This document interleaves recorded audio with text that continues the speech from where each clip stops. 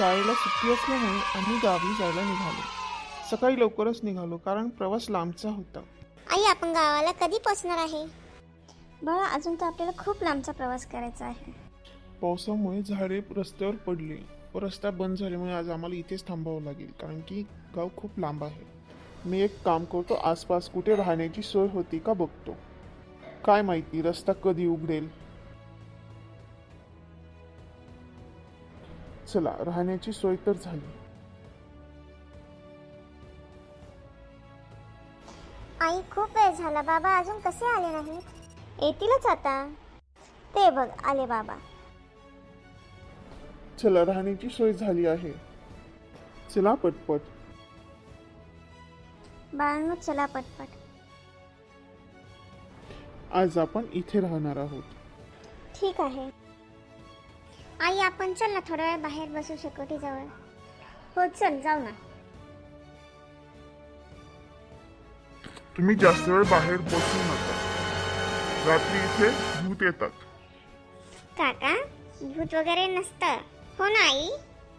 अरे बाळा, माझाही यावर विश्वास नव्हता, परंतु या गावात खूप जणांनी भूत पाहिले आहे. त्यामुळे गावातील सर्व लोक लवकर झोपी जातात. घराबाहेर कोणीही पडत नाही. चला, आतमध्ये जाऊयात आणि झोपूयात. सगळे झोपायला निघून जातात. आता रात्र वाढली होती, परंतु चिंकीच्या मनात अजूनही भूताविषयी अविश्वास होता.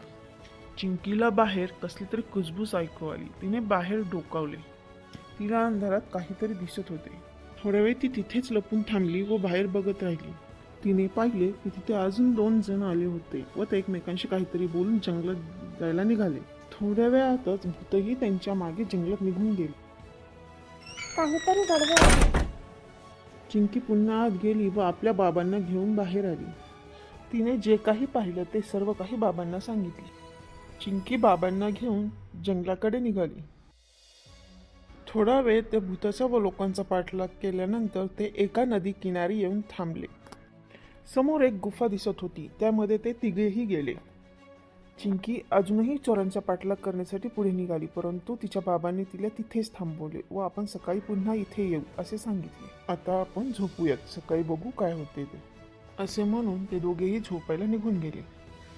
सकाळी सकाळी चिंकी, चिंकीचे बाबा, गावातील काही लोक व पोलीस गुफेजवळ जमा झाले. मी आतमध्ये बघतो काय आहे. हे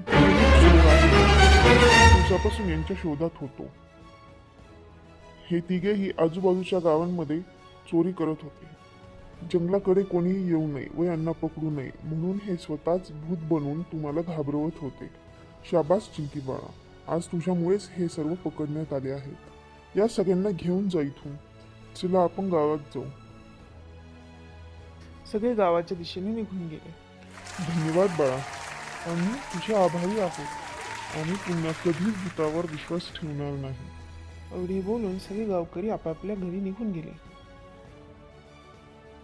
चला, आता आपणही आपल्या गावाकडे जायला निघूया. रस्त्यावर पडलेली झाडे काढून टाकली आहेत.